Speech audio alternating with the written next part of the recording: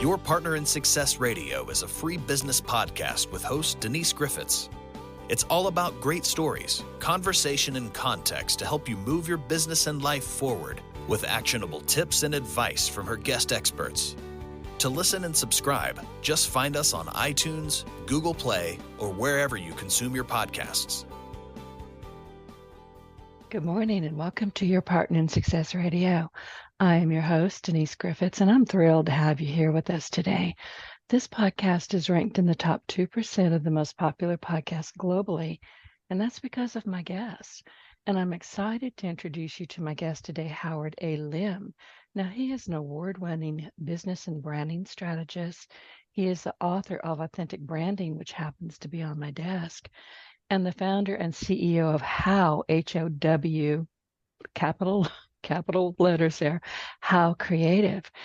And with over 30 years of experience, Howard has dedicated nearly 3 decades to building authentic brands, and his expertise is pretty remarkable. It spans marketing strategies that appeal to the head, heart, and gut. Write that down. Marketing strategies that appeal to the head, heart, and gut. And he integrates effective branding with profitable business models. As a sought-after speaker and advisor, Howard is very passionate about helping businesses transform their products and their services into authentic brands. We talk a lot about authenticity these days, and there's a reason for it. So today we're going to explore Howard's insights on creating meaningful connections with consumers, fostering loyalty through emotional trust, and focusing on long-term relationships rather than quick wins. Howard, good morning. Welcome, and thank you for sending me your book. You're welcome. I'm a pleasure to be here. Thank you for inviting me to your show. When I read your book, and then you sent me another version of your book too, which I know it's not available out there. I think you called it a special edition. It is beautiful. Nobody's going to see it, but I was telling you in the green room that the cover of it is so spectacular that I've got it on one of my I have 3 bookcases in here. It's on the top shelf of the bookcase closest to me, and it's facing out because I just think it's gorgeous. So thank you. You're welcome. You're welcome. Yeah, that is my one of my limited edition books. I'm honored to have it. So tell us, if you would, before I start peppering you with questions, share a little bit about you and how do you like to show up in the world? Well, a little bit about me. My company has evolved over the last 37 years. It started off with helping to lead the digital revolution as far as like being able to help out Fortune 500 companies to go global or to do what's called an extension to their product lines, but do it in a way that gets more noticeable. So I was able to break the code along with my team of how to get things out of the Macintosh computer other than the 8.5 by 11, laser printout. Actually, back then it was dot matrix printout of a headline. We were actually able to produce film and animations for ABC networks, Saturday morning, and a soap opera. It's like One Life to Live and All My Children. And then we also produced like spreads for Fujitsu during that time. The digital revolution, there was a lot of new medias that were coming out. So we wanted Fortune 500 to get more noticed and do things that were more creative, a lot more creative, to really create more brand awareness for those companies so they could actually dominate more market space as they move globally. After doing that for 10 years and working with Fortune 500 companies, I realized that a friend told me that I was doing branding before branding became even a category.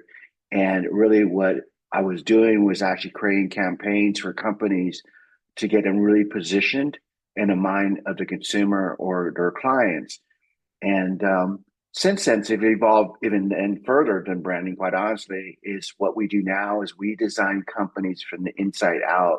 And what I mean by that specifically is that we look at 2 major components to a company to get them where they could actually get a further reach is we look at their business model. How can we upgrade it or create a business model that's a lot more lucrative, a lot more profitable, and then couple that with building a brand, a world-class brand identity to reflect that value.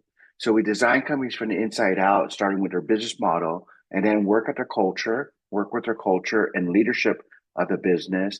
And then after working on their business model, we start to work on their brand identity to truly reflect the true value of who they are across all their touch points, meaning their website, creating a brand name, upgrading, maybe even creating a brand logo, the packaging, their storefronts, whatever it may be. And then after that, the third component to this is that then we actually work with companies and we figure out how to actually market them through the different channels so they actually literally start to dominate their market. And a fourth component to this is now how to train their sales team from the marketing so they can actually have a better closing rate. So I know that's a bit, but there's four major pillars to this: is the business model, the brand, the marketing, and then sales. Makes sense. And I love that, somebody said that you were branding before it was really branding. I was podcasting before it was really podcasting. So I understand what you're saying. But the thing is, branding is so important. And I see I'm not good at it. I need help with mine, and I know that. But I see great companies or great podcasters or great authors, and their branding is kind of all over the place because they didn't have a plan. And it can get very confusing. Exactly. So that's what I call the Sybil effect, is when a company is not positioned, and then quote unquote their touch points, meaning their website, meaning the salespeople, meaning their company brochure, even their business card, where there's a lack of alignment and integration between all these people, or excuse me, between all these pieces. So that means like using the same font, same colors, but it goes way beyond that. It has to do also with what is the philosophy and what is their core message and what is their brand promise that becomes what I call the essence to the brand that's consistent as how they actually broadcast that through these different touch points. So there's a consistency of how it looks, how it feels. Therefore, they're more memorable in their customer's mind or their client's minds or their prospects. That's something that I had to write down. Brand promise. Let's talk about that because I think so many people go, well, I kind of know who you are. I'm not entirely positive. What's going? Oh, that doesn't make any sense. What is your culture? What is your brand promise? So how do people figure that out? So when it comes to the brand culture, what really starts to define a culture of really, it starts with making sure that you're hiring the right people with the right minds and the right heart set. And that means that you have to be clear on your philosophy. Your philosophy, you probably heard that book like Start With Why, but it goes much deeper than that. The philosophy has to do with why you're in business beyond making a dollar.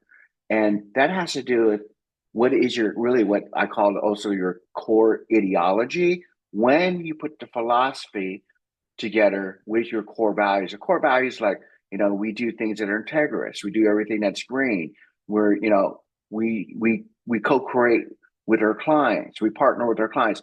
There's usually five values that actually govern, quote unquote, the inside culture of what really makes it tick and move forward, and how people have a lot of pride around that as well. In other words, a culture like, let's talk about, like, let's use some real examples here. Like, let's take Apple. You go to the Apple store, and really, Apple, their culture is for the creatives, and that's why you got these really creative people. But one thing that holds them together is that that's part of their core ideology, and you know it, that they're creative and they want to work with a creative company, so they love what they do. They're very passionate about Apple as far as what it stands for. So therefore, Apple ends up hiring more like-minded and like-hearted, quote unquote, employees to advance the quote unquote brand. So that's what really what it takes to really develop a strong culture. Not only that, then you have also quote unquote employees that you have less turnover rate. And turnover rates on average cost you about 1,500 to 3 grand to go through the interviewing process and then basically having to adapt to your system. So it gets pretty expensive when you're talking about a turnover like of 10, 20, 30, or 40 people or even more per year. The other thing about the beautiful thing about a strong culture is that then it resonates with the customers. So as me as a customer of Apple, when I go into the store and I can feel the vibration, the energy of these people, I could trust them and I feel like I'm going to be taken care of. And I feel like they have the knowledge that I'm looking for as well. So when it comes to culture, it goes a long way. It impacts the inside of a business, but it also impacts, quote unquote, the prospects and clientele and people in general. So that's what it is when it comes to creating a culture. When it comes to brand promise, okay, let me just give you a couple examples with this.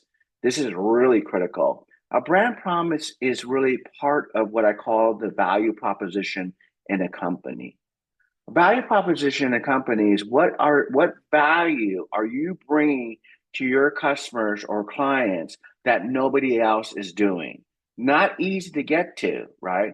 And the best thing to do, and I'm talking about me, but and it can be me, but I'm saying that it's best to work with a professional because it took me 10 years to master how to develop a value proposition, a brand promise, the brand philosophy, and what's also called a vision. The point being that these are critical to basically having a company dominate in their market space when these get these ingredients right, what I call the brand DNA. So let's get back to the brand promise.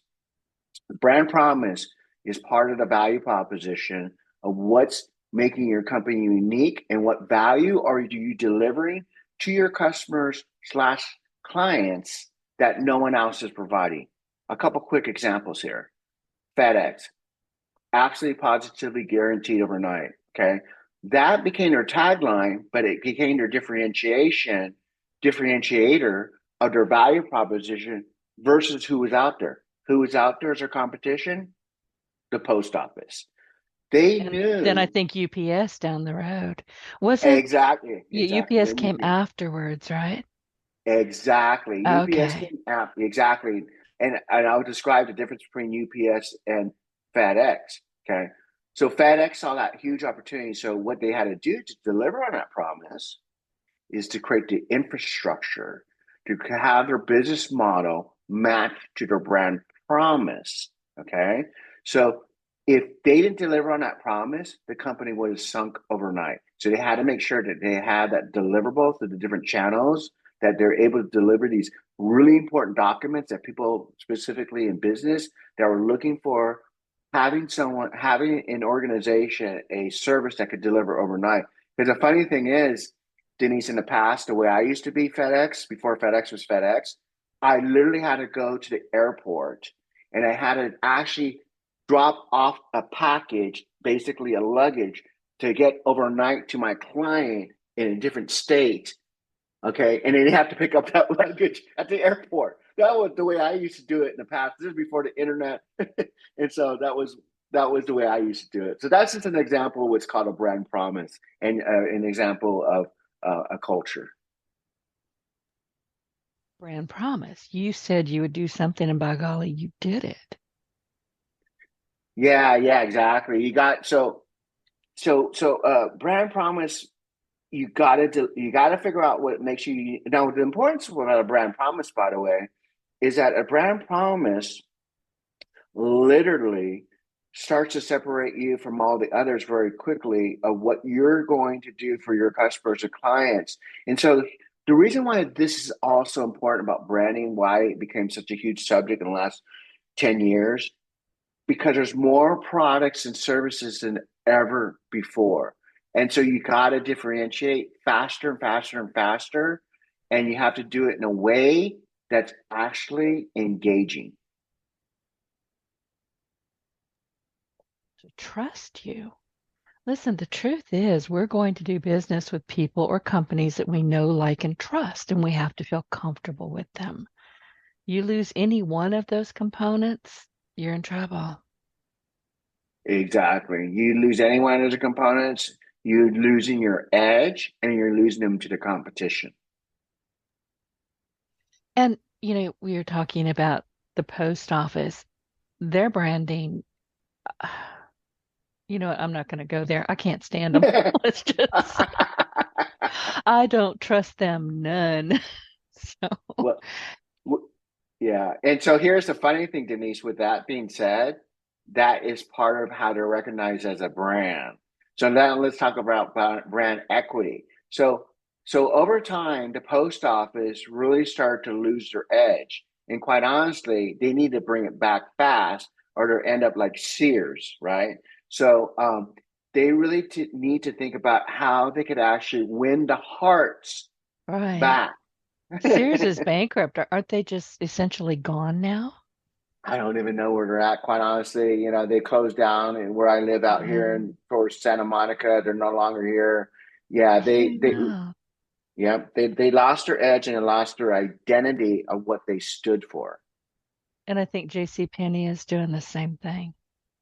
These are Exactly. names that we grew up with. I mean, depending on your age, you just waited about this time of year for that Sears catalog, the Christmas catalog. That was like, oh, it's here. We waited for that thing. It's gone. Yeah. So here's the cool thing. Well, if they had known what branding really what stood for. Here's the sad thing. A lot of CEOs don't understand branding, and that's why a lot of these companies tank overnight. They literally do not understand what it is to be a brand. And they think it's what they're saying. Ultimately, when it comes to brand image, is what others are saying about them. Me and you are consistent as how we feel about the post office. And I can bet you anything as a small sampling, we're probably not alone with this image of what we have about the post office, right? So Yeah, it's the not smart good.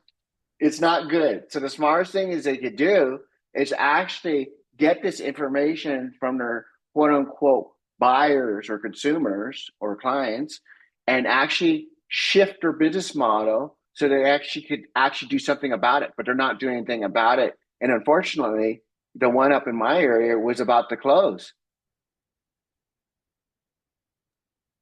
Anyone, I live in a fairly rural area in Southwest Louisiana, and all of a sudden, my tiny little post office, I mean, it's about the size of a post office stamp. It's gone DEA big time. I Mm. hate it. I won't go in there anymore. I just flat won't go in there anymore.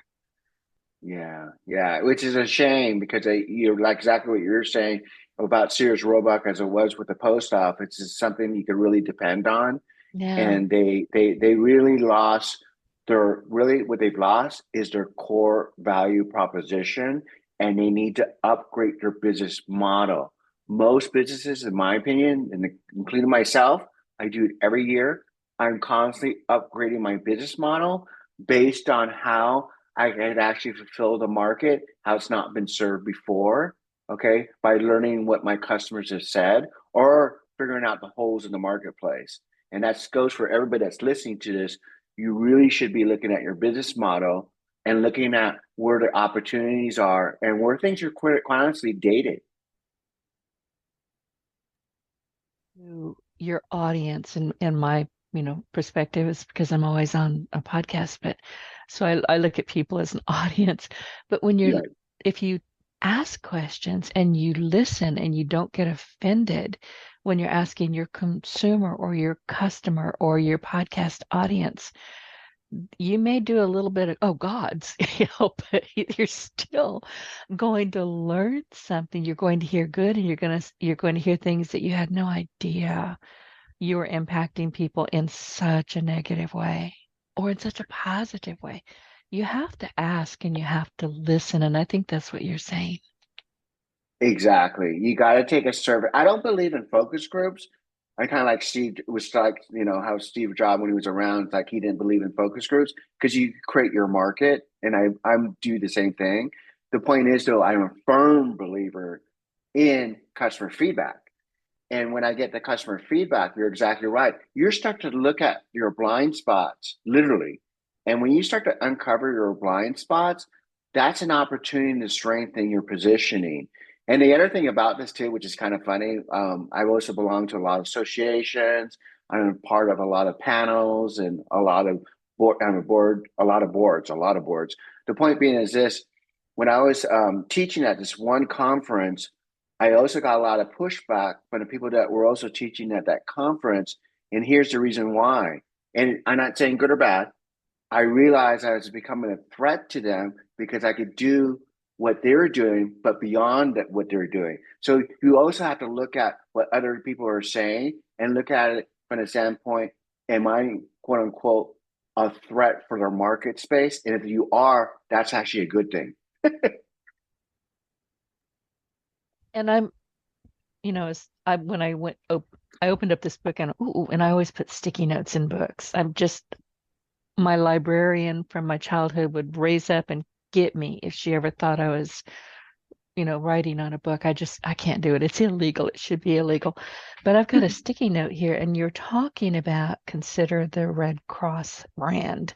And during 2005 Hurricane Katrina in New Orleans. Now, listen, I was between Hurricanes Katrina and Hurricane Rita. Literally, I'm Wow. equidistant between them. And I did a lot of volunteering with the Red Cross at that time. And we kind of what's going on right now, I think, in the Appalachians, that one's just horrible, really, really horrible. And the thing is, when you can mobilize and you can get people to show up, Mm. you're doing something right.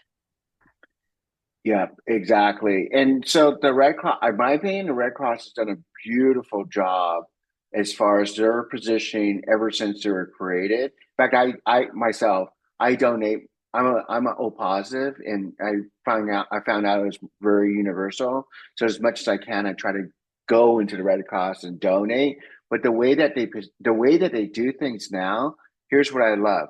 The last time I was at the Red Cross Center out here in LA, the closest one is what's called in Woodland Hills, the city that's the closest city. And anyways, the point being is this, is that it was a beautiful facility, and the way they organized from online to actually offline and getting in and out very quickly. Because the biggest concern for me was, is this going to take like the DMV, where it's going to take forever? Okay.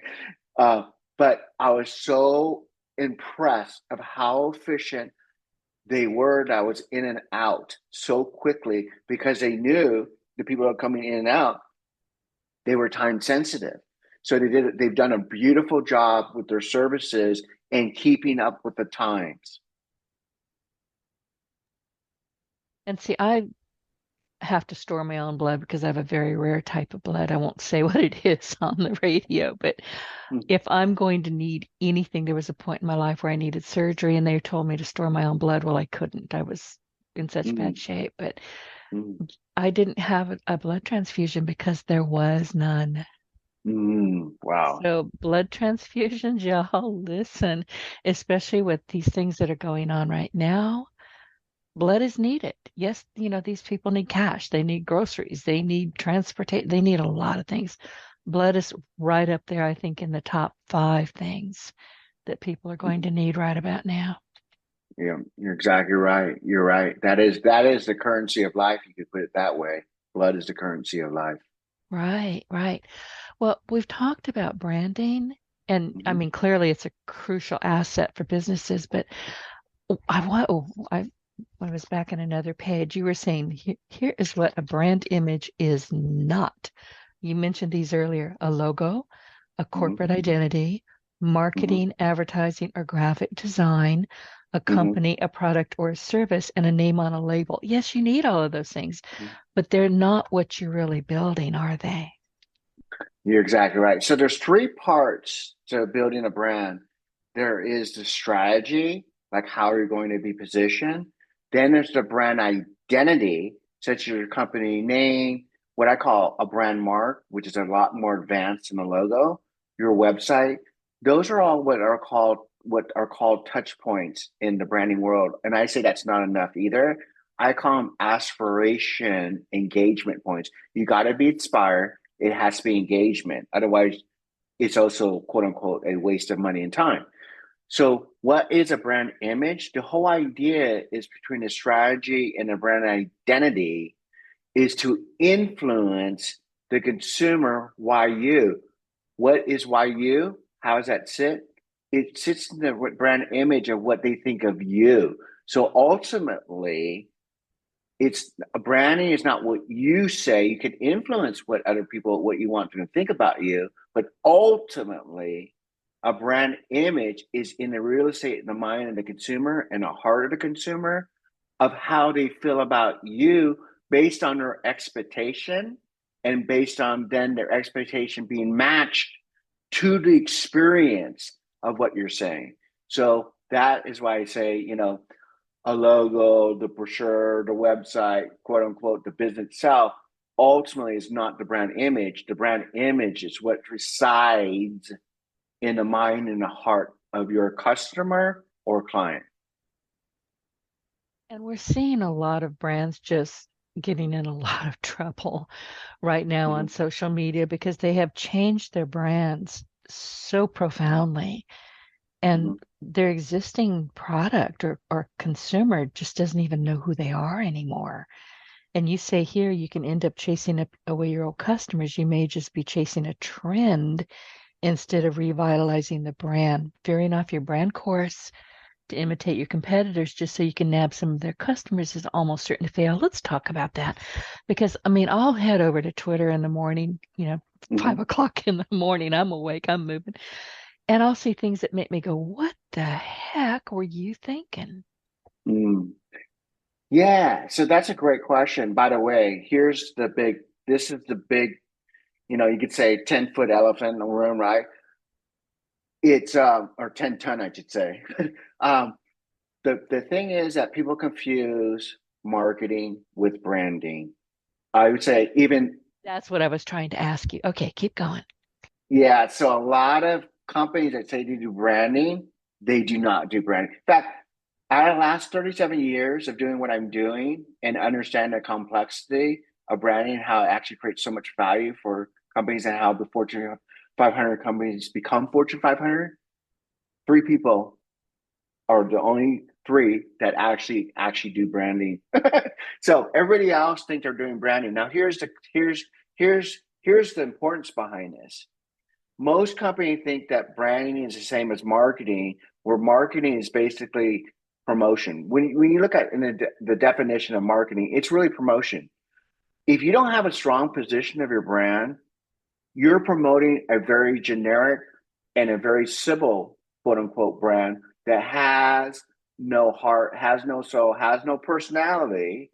And really, it's like fly by night. What's the next thing that they want to really position themselves based on the next day? And so basically, you're just basically not positioned in a way that actually fulfills the heart and the mind of the consumer because you're basically changing your clothing every day, for example. And then people have to reassess of who you are. And by then they're very confused of who you are. And that actually creates a distrust. So most companies, they're really promoting a generic brand rather than a world-class brand that could actually be consistent with their personality, who they are, what they stand for, and quote unquote, what is their brand promise and what is their overall position that people could actually trust over time.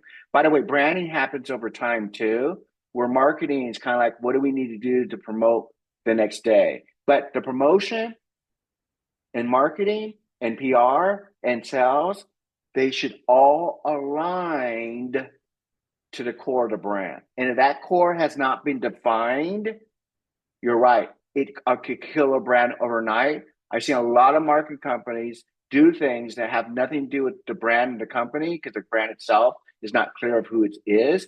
And I've seen a lot of companies get destroyed overnight or cost companies hundreds of thousands, if not millions to billions of dollars. And I mean that literally. They literally are a liability and they're bleeding without even knowing they're bleeding. So yes, it's very dangerous not doing that distinction between marketing and branding and actually working with a company that's not doing branding, but actually is pretty much doing marketing. As let's say I'm the CEO of a company that's been rocking along, it's done okay for the last 20 years, and now it's not. How do I determine if the companies that I'm either thinking of working with or the company that I am working with is just doing marketing or are they branding or where do I go? How do I find how do I fix this, I guess is my question. Because I get what you're saying about marketing. I'm a Hmm. marketer. We do a lot of marketing, Hmm. branding, and I'm starting to understand this and have for a while, is Hmm. that's basically the foundation of your company. It's the foundation of who you are. And everything has to be built from the ground up to marketing. And that's what I'm hearing from you. And I think there's a big, people want that elevator to go to the top real quick. That's Hmm. not always the case, is it? Exactly. If you look at Apple, you look at Nike, if you look at all the big companies, it happened over time. But again, the time that it took to where they got, most companies will never achieve that. And I'm talking after generation. I've worked with companies that literally a business that have been generations and they never quote unquote fulfilled their potential until we figured out their positioning. Like, what are these core ingredients? What's their back end story? Okay. And you're absolutely right. What are these fundamental pieces that are the foundation to their brand? It's kind of like, I was thinking about this the other day, 2 days ago. I was thinking about it and I go, what's the best way to explain it? I said, oh, well, let's just take a human being, right? So, human being, you look at the basic components of a human being, they have emotions, they have an intelligence, okay? They have a physicalness to them and they have a spirituality to them. Those are what I call like the you could say more or less like the core makeup of a human being. There's a core makeup to building that brand for the foundation, right? By the other thing I should say too, and a person has also a personality. So anyway, there's 5 ingredients, right? General ingredients, very loose. But the point being is this: is that brand also has these core fundamentals that allow the brand to be identifiable in a mind of the consumer. Okay, so that is what is their unique value proposition, what is their philosophy, what is the brand characteristics, mean their personality. Think of a brand like a person. It needs a personality too. And then think about too, when it comes to the brand, besides the brand promise, what quote unquote is its core message? What does it want to say to the world? And by the way, what it should say to the world should be clear, concise, and compelling. It should be 15 words or less, by the way.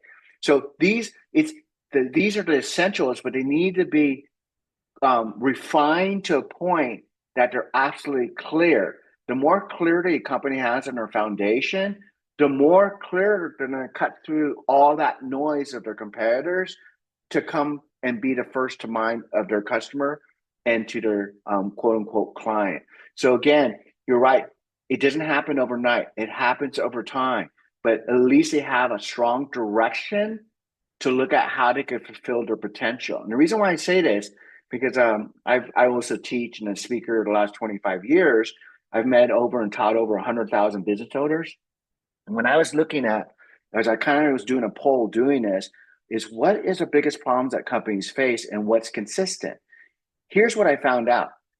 Most businesses, even when I work with billion-dollar clients, they're only reaching 25% of the potential because they don't have they don't have these brand core ingredients in place, which I call the DNA.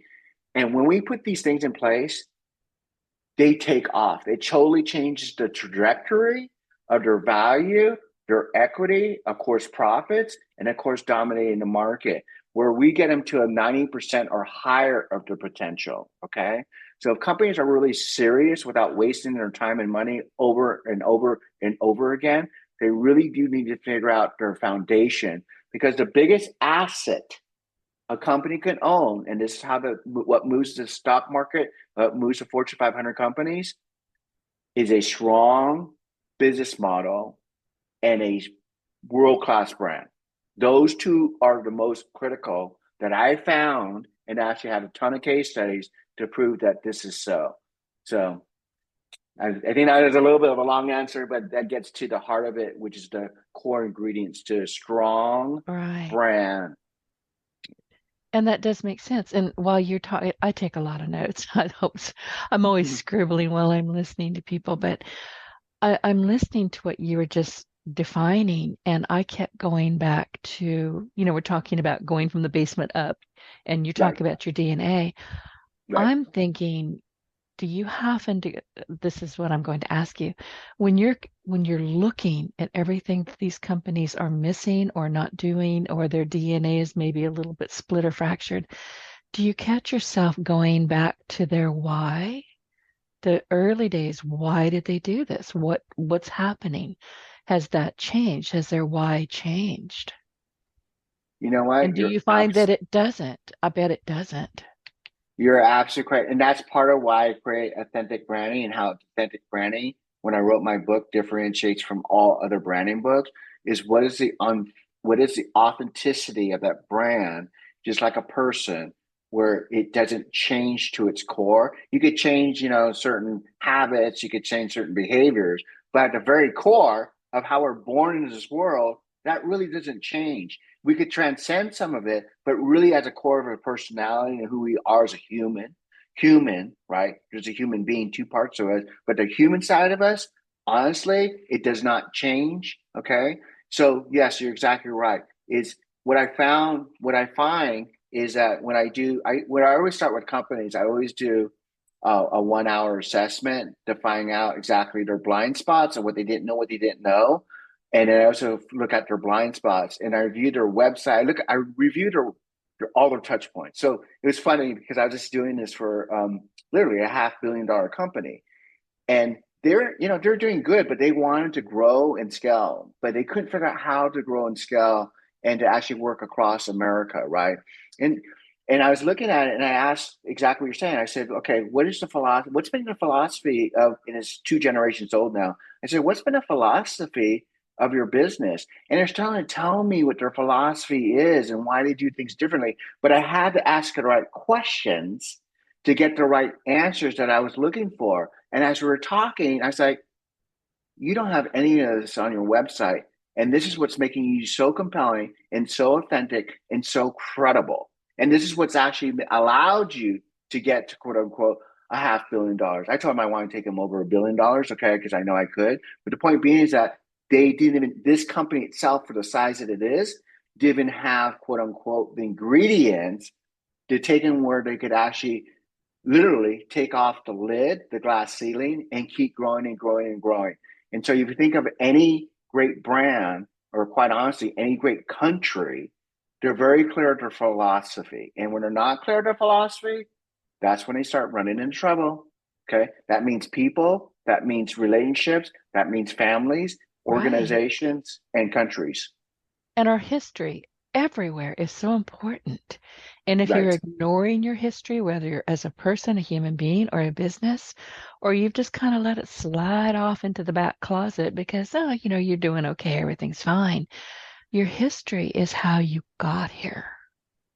Exactly. And that's what's called, and what I call the back end story, but I also call it the backbone to your business and brand. It impacts, in addition to the business, it impacts your brand and vice versa. So you're absolutely correct on that. You cannot give up. And you basically, what I say, all these treasures are buried. And that's why I'm saying people don't know their blind spots, okay? And they don't know what they don't know. When I work with all these different companies of all sizes, they could be startups, solopreneurs, they could be like, the big giant boys, the Fortune 100s. There's all this gold that's been buried.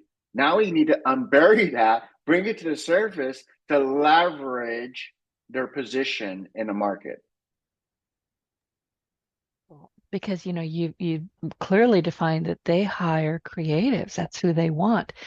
I'm thinking while you're talking that, once your history is buried a bit, and let's just use, okay, this is the second generation of this company. The second generation may know a bit about the first generation. The third isn't going to know a darn thing about them. So don't you have to keep that alive within the company and say, listen, this is where we started. I had a mule and a cart. This is where we Right. started. And make sure that that history, those stories are alive and center and they're built up. Listen, my grandmother used to tell the greatest stories over and over again. She didn't have dementia, but she was forgetful and she would drive my mother crazy.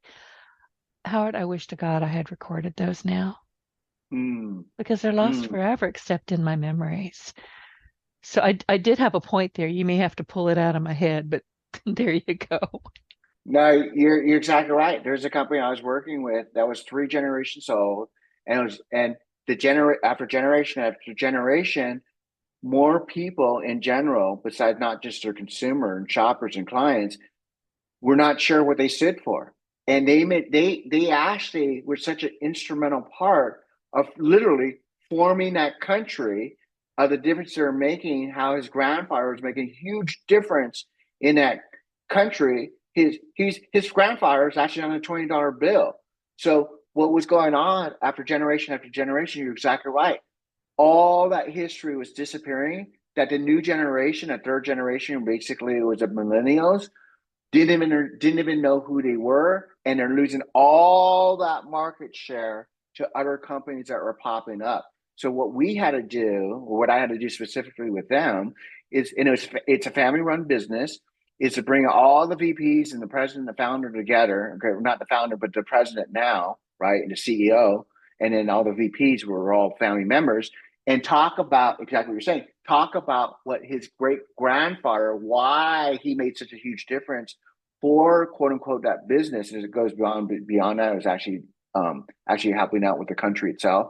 But taking that, informing its philosophy. I believe philosophy too should not be more than two sentences long. Why?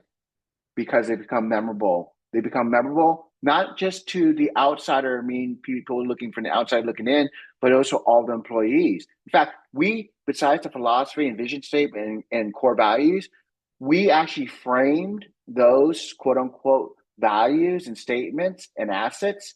We framed those in the boardroom and also in the lunchroom to keep reminding the culture what we stood for. So there was pride all the way through that company. Okay. So you're absolutely correct. That is so important to be able to leave your company as a legacy, and it needs to be written down, exactly what you're saying, but it also needs to be constantly adapted and practiced every day in the business. And you were talking about J.C. Penney's, we're talking about Sears, and I'm going to mention, I think it was Montgomery Ward's. You're talking about history. History to Mm-hmm. me is fascinating, but and Christmas is coming, so this popped into my head while you were chatting, but Rudolph the Red-Nosed Reindeer. That Mm-hmm. was a book, I think it was Mr. May who wrote that, and it was Mm-hmm. put out as a giveaway, I believe. And see the history, I'm starting to lose the history now.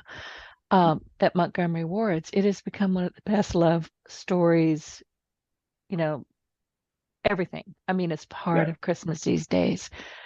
I don't know if people, when they think about Montgomery Ward's, if they even know that.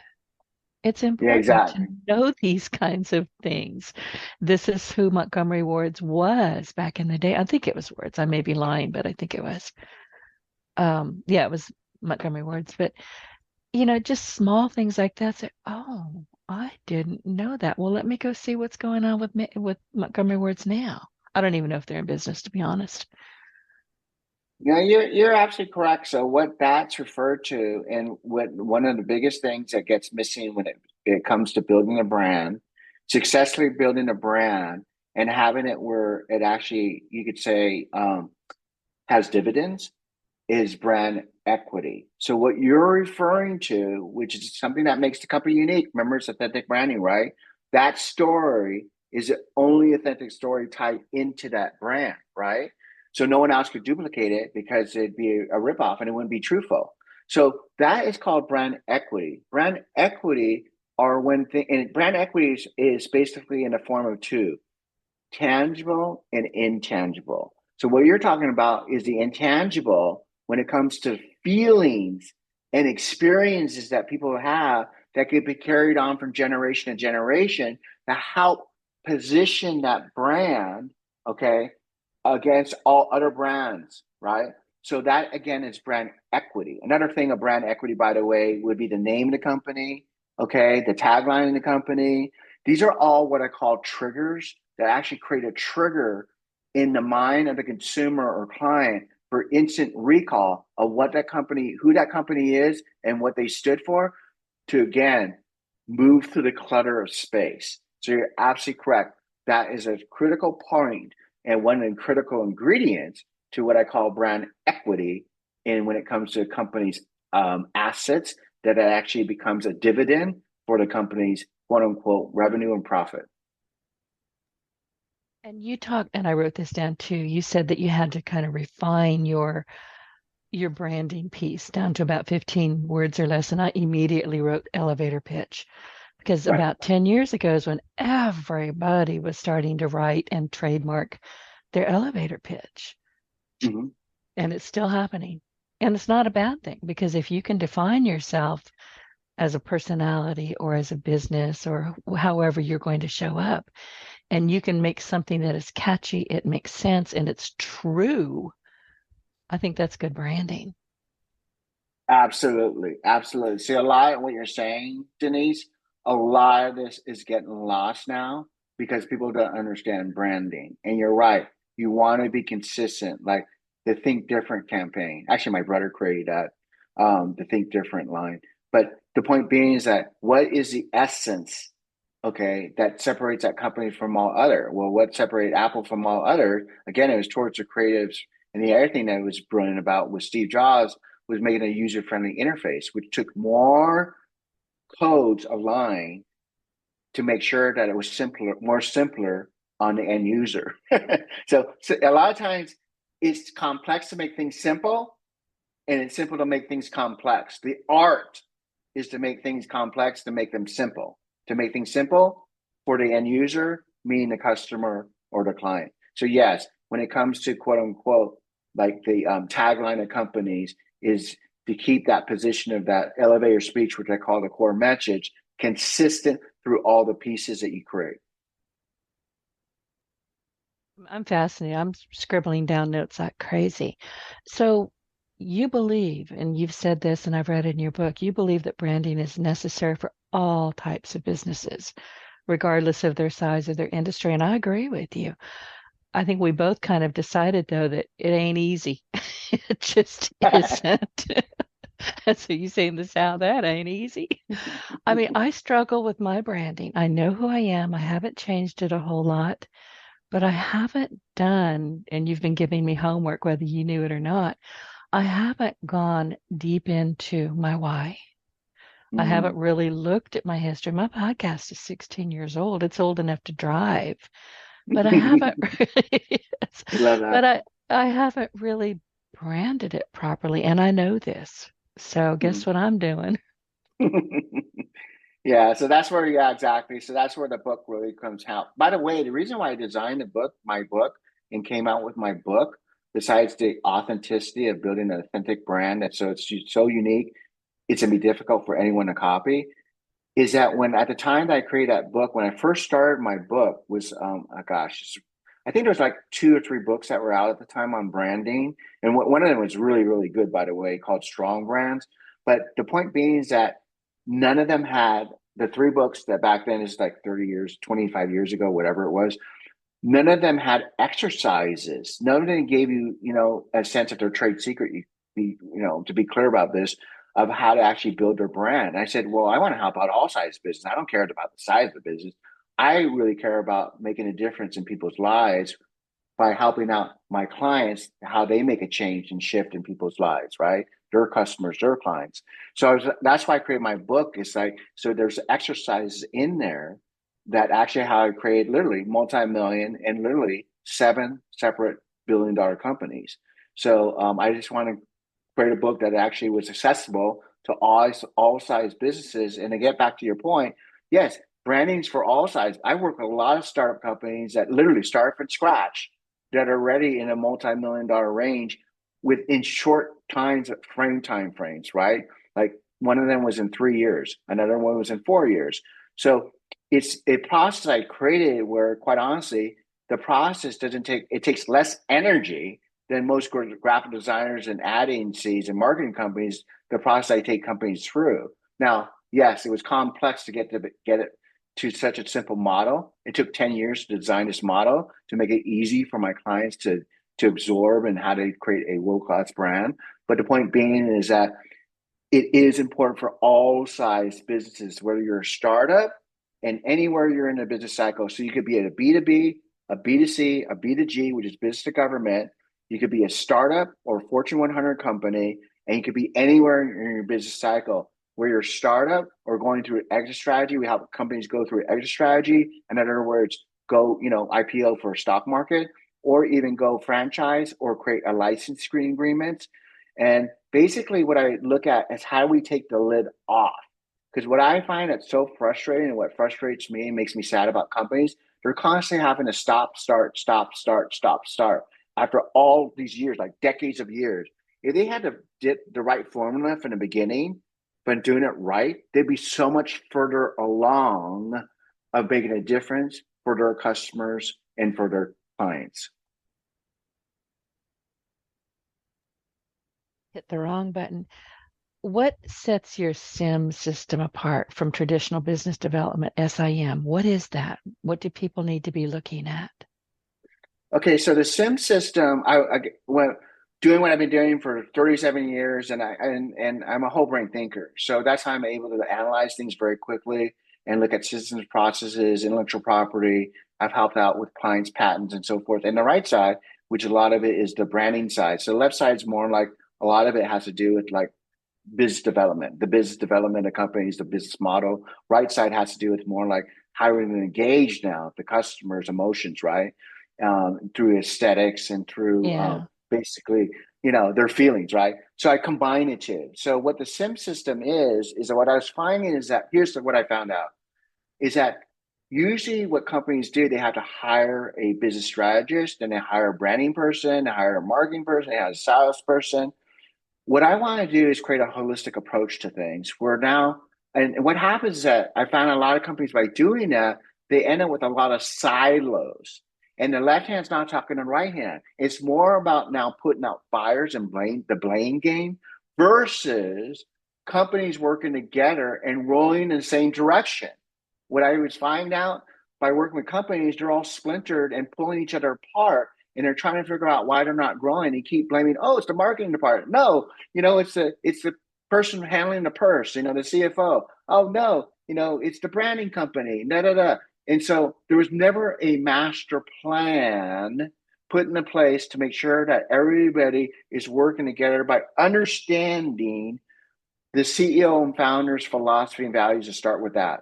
This is start with their vision, their philosophy, and values. Start with that first, and then start to work on the big picture first, and then start working on the details. So the SIM system, I find, is more effective than working with all these quote unquote fields separately, is to work with the master plan. The SIM, the S stands for strategy. It's usually a 1 day to a 4 day strategy session to size, depending on the size of the company and where they're at with their business cycle. Okay. And what we look at, it's all strategy. There's no creating logos, no creating websites, it's no creating marketing strategies, funnels, sales systems, looking at, quote unquote programs. What we're doing is we're looking at doing an assessment of where the company's at and looking at what's been working, what's not been working, and what do we need to upgrade, and what are the opportunities, and what are we going to create as an overall system to move these different departments together as a whole. So the S stands for strategy. They're very intense days because I'm collapsing what would take literally decades and generations, and a lot of times most companies never figure this out, into 3 or 4 days. So that's how I collapse time, right? Then the second part of this is implementation. Is now, how do we implement it? Great, we have a plan. Well, plan's only as good as its execution. So that's where 90% of it, and that comes with my background. Well, how do we execute from the standpoint of creating better sales strategy? How do we create so you better have a stronger brand identity that has to be been upgraded? So then what we do is that in-house, to build it world class with my team, we build out all the components of what I call, again, aspiration engagement points, like the website. A lot of times it's upgrade the brand mark, a logo to a brand mark. A lot of times it's upgrading that product, okay, that's on a shelf, the packaging, the storefronts. So what we do is we create everything that needs to be created to better represent now the company that's more accurately and more relevant. The other thing that we do too, when it comes to looking at the company that we're working with, as far as the execution, I constantly look at systems and processes. So when it comes to, say, and a sales strategy, and I dissect that sales strategy, I go, we can improve it if we're using this software. we could close the ratio of ourselves and bring it up, 200-300% easily. Okay. So what I'm constantly doing then is looking internally inside the business. That's why I say I design business from the inside out, as I'm looking at the inside of how the VPs can work and manager with upper management can work with all the people that has to do with their employees. But it's all about creating systems and processes. The more systems and processes that we have in place, it's going to be quote unquote more sustainable when we create that company, and the more we will be able to scale in a shorter time frame. Okay. So that's the I, is implementation on the inside and the outside of that business. Okay. Now the M. The M stands for management. Now that we have a brand that everyone's proud of, and an identity that captures the essence, a higher quote unquote status of what that company really truly represents after we uncover its true value and we built that identity, now we bring that to marketing. I don't, with my company, we don't do the tactical part, like create the Google ads, Facebook ads. I understand that world inside and out. So we have alliances that do that because that's a specialty in itself. What I do is become a brand manager to make sure that they're linking what we came out from the strategy and with the brand identity is linked to quote unquote the messaging of all the marketing communication pieces and PR pieces. Okay. So the N stands for management, to make sure that all of our affiliates and all the people that are working on the brand and all the people that are working inside the business, they're all aligned constantly. And that's how we're able to dominate the market very quickly, because it's a very rigorous system and it's a very creative system that creates results faster than traditional methods. And that SIM process took me 15 years to develop, because I want to make it work for all size business, where you're a startup or already a Fortune 100 company. While you were talking at the very top of this particular segment, you're saying, okay, who's doing what, who's making what mistakes, and I'm hearing in my head, y'all are wrong. All of you are doing it. Every one of you. So it's everybody's fault. Let's fix this. Am I wrong, or am I just being a goofball? I don't think I'm wrong, but I could be. No, you're not wrong. When I bring in, like, because what I get from big companies most of the time is like, oh my God, another strategy, because they're used to these strategy and nothing getting to, no execution, right? And no like working together as a quote unquote collaborative team. And when I'm done with the first day, when these, usually with bigger companies, 3 days to 4 day sessions. I'm not kidding you. The first day, a lot of vice presidents come up to me and go, and especially the founder or CEO president comes up to me and goes, this has been like we've never experienced before, because it's putting everybody on the same singing sheet to work together. But you're exactly right, is to work as a team, not make anyone wrong, but to look at where things are failing and how as a team we could come together so we'd actually improve our systems. You could say I'm a conductor for an orchestra, right? It's not just me, it's the team getting on board and understanding where we're going. Okay. And then how they're each a major component to this and how we're all going to work together. Okay. So that's why I call myself a business brand architect, because it goes way beyond branding and business development. It's really a new model. But it's so much needed nowadays, exactly what you're saying, because otherwise, there's no one to point out what a sector is doing where it's not fulfilling on its potential. I've had it happen in my own business. I had to course correct rather quickly. I was the bottleneck, as it turned out. But when your companies are so compartmentalized, nobody knows who's doing what. Mistakes get made, people get miffed. They're like, I didn't do it. Even fingers start getting pointed. Nothing happens. Yeah, So exactly. you're breaking down those barriers and saying, all right, you over there, you're in the marketing department, you're HR, you're in charge of, creating the product, you're in charge of packaging the product, whatever those things are, they all need to be at the table, don't they? Exactly. We need to be at the table. And really exactly right. First of all, you said something brilliant there. A lot of times again, it's about removing the blind spots and then looking at what they don't know, or how to be extremely successful per se. The point is, you're exactly right. A lot of times the bottleneck is with the founder, the CEO, the president. So what happens is that, and it's not their fault because no one's taught this, right? It's it's them now having the awareness and insight they did not have before, that now changes their behavior and changes everybody else below them, their behavior in a positive way, that they have clarity now of where they're moving. Okay. Because you're right. A lot of times when I ask, which we didn't talk about too much, but the vision of the company, what legacy do they want to leave behind? And when we figure out what the legacy is, besides the philosophy and values, this is what starts to shape my client's universe of how they're all part of this ecosystem. So you're exactly right about that. In a sense, like a lot of times the president don't even know that they're the bottleneck because of quote unquote their own blind spots. And then when it's pointed out, they start to have more ownership and now they're empowered to make a difference. I wonder how often you hear this. Well, we've always done it this way. Bottleneck, big one. So stop that.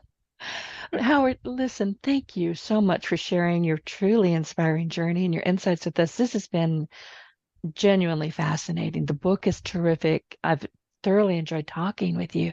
But before we close, is there anything else you'd like to share with our audience? And where can people connect with you and where can they buy your book? Sure. Yeah, the fastest way to buy my book is on Amazon, and just look under Howard A. Lim and just type in authentic branding and then it will pop up. Okay. The easiest way to get a hold of me is actually, I know people go, wow, you're crazy. I literally love talking with people. So I'm going to give people my cell number. It's literally 310-804-4251. 310-804-4251. And where please people where I start with everybody, by the way, just to shortcut things, is I always do an online brand assessment to figure out where they're at and what they didn't know, and their blind spots of how to improve their brand immediately. So on my website, okay, at howcreative.com, there's actually a place and a link you want to go to under click on services, and then it says apply for your online brand assessment. And what happens is that it gives you an application form, and there's a place, it usually charges $2,500, okay, for these 1 hour sessions that are recorded. And I review anything that you want me to review, like, your logo, your website. And I'll tell you right off the bat how I'll show you exactly how to improve things, what's missing, so you can actually, quote unquote, attract more sales, okay?